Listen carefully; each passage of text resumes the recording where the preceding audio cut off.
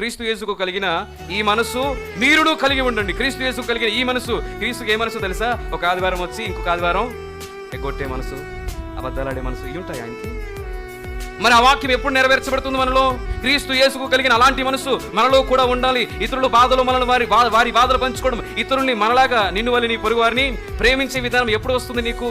యేసు ప్రభుల వారు నిజంగా ఇంత గంభీరంగా మాట్లాడే ఏ వ్యక్తి అయినా సరే ఆ వ్యక్తి అన్వయింపు ఉంటుందా అంటే కొన్నిసార్లు ఉండదు. ఎవరైనా సరే క్షమించమని ఇంత గంభీరంగా చెప్తారు, ప్రేమించమని ఇంత గంభీరంగా చెప్తారు అంటాడు.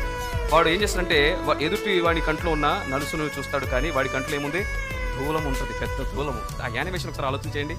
అంటాడు నువ్వు సరిగ్గా లేవు, కానీ వీడి కంట్లో దూలం ఉంటుంది. నువ్వు చెప్పాలి అంటే మొదటిగా చేసి చూపించాలి. హల్లెలూయా. క్రీస్తు యేసుకు కలిగిన ఈ మనసు మీరు కూడా కలిగి ఉండి అన్వయించుకోవాలంటే సత్క్రియలందు ఆసక్తి గలవారిని తన ప్రజలుగా చేసుకోవడానికి, తన సొత్తుగా చేసుకోవడానికి యేసు ప్రభుల వారు తన్ను తాను అప్పగించుకున్నారు, తన్ను తాను అర్పించుకున్నారు.